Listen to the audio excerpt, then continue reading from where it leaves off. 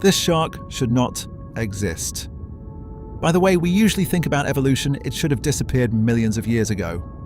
But it didn't. Deep below the surface, something is still moving. A body that twists like an eel, and a mouth lined with around 300 teeth that don't face forward. They face inward. We think the most terrifying predators are long gone, but something older, stranger, and far less understood is still alive right now, in a part of the ocean we've barely explored. So here's the question: how does something like this still exist? And what does it tell us about the parts of the ocean we've never seen? When most people think of the most terrifying shark that ever existed, the answer is almost always the same: Megalodon, with teeth the size of a human hand and a body longer than a bus. It was a predator built on pure, overwhelming scale, capable of hunting whales, of biting through bone, of dominating every ocean it moved through. It represents everything we instinctively associate with danger. The idea that the most fearsome thing in nature is always the one that grows largest, moves fastest, and overpowers everything around it. And the fact that it's gone feels almost reassuring, like the worst has already happened, like evolution already produced its most extreme version of a predator and then took it away. But that assumption is built on something we rarely question: the idea that survival is a competition, that to last millions of years, a species has to keep improving, becoming more dominant, more refined, more effective over time. That evolution only ever moves in one direction. Except, that's not always true. Because sometimes evolution doesn't push a species forward. Sometimes it holds one in place. And when that happens, when something stops needing to change at all, it produces something far more unsettling than any giant predator. Not a creature that evolved into dominance, but one that never needed to become anything else. There is one animal that fits that description exactly. It's been alive in roughly this form for 80 million years. It's called the frilled shark.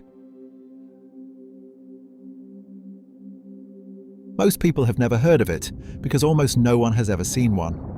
And the first time they do, the reaction isn't fear, it's confusion.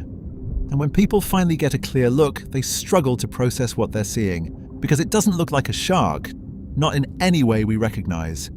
There's no broad, powerful body, no clean silhouette cutting through the water. Instead, what appears is long and narrow, almost eel-like, moving in ways that feel wrong for something its size. Then there are the gills, 6 pairs of them, frilled and exposed along the sides of its neck, giving the animal the appearance of something unfinished, something that belongs to an older draft of the ocean before modern forms settled into place. And then the jaw. It sits further forward than expected, and when it opens, it doesn't snap the way a shark's jaw should. It opens wide, unnaturally wide, in a way that feels less like a predator preparing to strike and more like something opening to receive. People who encounter it often describe the same feeling. Not danger, not the sharp instinct to retreat, just a quiet, unsettling sense that what they're looking at doesn't belong here. Not in this ocean, not in this century, like something that has surfaced briefly from a world that no longer exists. When researchers first compared the frilled shark to fossil records, the resemblance was difficult to ignore. Ancient sharks, species that lived tens of millions of years ago, long before the first humans, long before the dinosaurs disappeared, had bodies that looked strikingly similar. Elongated forms, simpler-looking structures, grasping teeth rather than slicing ones. When placed side by side, the similarity isn't just close, it's unsettling. But here's where it gets more interesting. The frilled shark hasn't remained completely frozen in time. Over millions of years it has changed, but only slightly. Subtle shifts in proportion. Small refinements that don't transform the animal, but allow it to persist. Scientists call this stabilizing selection. Instead of pushing a species towards something new, evolution holds it in place. It filters out extremes. It preserves what already works. And for that to happen over such an enormous stretch of time, something else has to be true. The environment itself has to stay consistent. No sudden pressures forcing change. No new competition demanding adaptation. No reason to become anything different. which means the frilled shark isn't just ancient in appearance, it's a reflection of a world where change barely happens. A world that exists not in the past, but right now, far below the surface, where the rules of evolution begin to work differently. Some designs are so effective that they outlast entire eras. The frilled shark isn't proof that evolution failed, it's proof that sometimes evolution simply has nothing left to improve. If there's one feature that defines the frilled shark, it's the teeth. Not because of their size, they're not large, not by shark standards. What makes them remarkable is something far more specific. Inside its mouth are around 300 teeth arranged in multiple rows. Each one is small, sharp, and shaped like a trident. 3 thin points extending outward from a single base. But what makes them truly unusual isn't their shape, it's their direction. They don't face forward the way the cutting teeth of most sharks do. They angle inward, toward the throat, away from the outside world. At first, that seems like a minor anatomical detail, but it completely changes how the animal functions. Modern sharks are built to bite, to slice, to remove. Their teeth are designed to overpower prey through force, to take something and pull away. The frilled shark doesn't operate that way. Once something enters its mouth, those inward-facing teeth make escape almost impossible. Every movement the prey makes pulls it deeper inside. There's no clean bite, no moment of separation. Just a slow, inevitable movement in one direction. It's a design perfectly suited for holding onto soft, slippery prey, squid, fish, anything that might otherwise twist free. It doesn't feel like an attack, it feels like a trap. And that changes something about how we perceive the animal, because it isn't built to dominate its prey through violence or speed. It's built around a single quiet certainty that once the moment comes, once something is close enough, there is no way back out. To understand how something like this still exists, you have to leave the surface behind entirely. Below around 200 meters, the ocean begins to change. Light fades, temperature drops. By the time you reach the depths where frilled sharks live, anywhere from 150 to over 1,500 meters down, the environment bears almost no resemblance to the world above. It's dark, completely, permanently dark. The pressure at those depths would destroy most life forms. Food is scarce and unpredictable, drifting down slowly from the world above in what scientists call marine snow. Fragments of organic matter that sink through the water column over days and weeks. At first glance, it seems like the worst possible place to survive, but that assumption misses something important.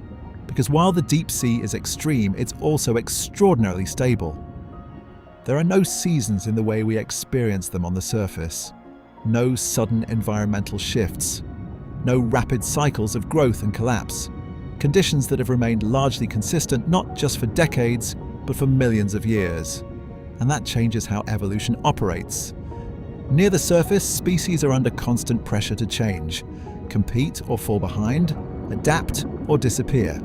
But in the deep ocean, those pressures are dramatically reduced. Fewer predators, fewer competitors, and fewer reasons to change. When the pressure to change slows down, adaptation slows with it, sometimes to almost nothing.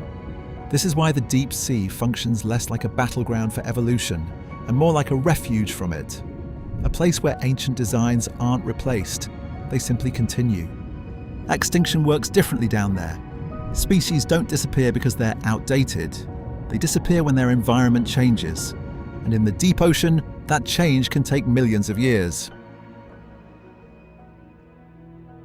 Despite everything about its appearance, the frilled shark is not a fast predator. It doesn't chase, it doesn't rely on bursts of speed or displays of power. In an environment where food is scarce and energy has to be conserved, speed would be a liability, burning through resources that can't easily be replaced. Instead, it moves slowly, carefully, covering ground with minimal effort, conserving everything it has for the moment that matters. Its diet includes squid, fish, and occasionally smaller sharks, soft-bodied or slower animals that drift through the darkness, often with little awareness of what's nearby. But exactly how it catches them remains one of the more compelling mysteries in deep-sea biology. We have never properly observed a frilled shark hunting in its natural environment. Most of what we understand comes from indirect evidence: stomach contents, anatomical studies, and brief, fragmented footage from research submersibles passing through its habitat. What those clues suggest is something unusual. Rather than pursuing prey directly, the frilled shark likely closes distance slowly without triggering a reaction. Then, in a single sudden movement, its body folds and launches forward in a snake-like motion, covering the remaining distance before anything can respond. In that moment, speed isn't sustained, it's instantaneous. Vision plays almost no role in any of this. In near total darkness, sight becomes unreliable, which means sight is almost irrelevant. What matters is movement, pressure changes in the water, and the faint electrical signals of something alive, detected long before any distance is closed. And by the time that something realizes it isn't alone, the distance is already gone. By almost every standard we use to measure predatory success, the frilled shark doesn't make sense. It's slow. It lacks the streamlined efficiency of the sharks that dominate shallower waters. It has no raw power, no speed capable of overwhelming prey in open water. Even its reproductive rate works against it, producing very few offspring, very slowly, with no margin for failure, and yet it survives. Not as a relic clinging to the edge of existence, not in dangerously small numbers, barely holding on, but as a species that has persisted in one recognizable form or another for tens of millions of years. That creates a genuine paradox, because this is not what success is supposed to look like. We tend to measure survival by dominance, the idea that the most effective predators rise while weaker designs eventually disappear. Evolution as a kind of permanent competition, always producing something better. The frilled shark challenges that entirely. It hasn't outcompeted everything around it. It hasn't dominated its environment or driven other species out. It has simply avoided the need to compete at all, sometimes going weeks without a successful hunt. Minimal movement, no unnecessary risk. Every aspect of its biology is oriented around one thing: doing just enough and nothing more. It isn't dominating its environment, it's enduring it. And in a place where energy is scarce and change is slow, endurance, it turns out, might be the most effective strategy of all.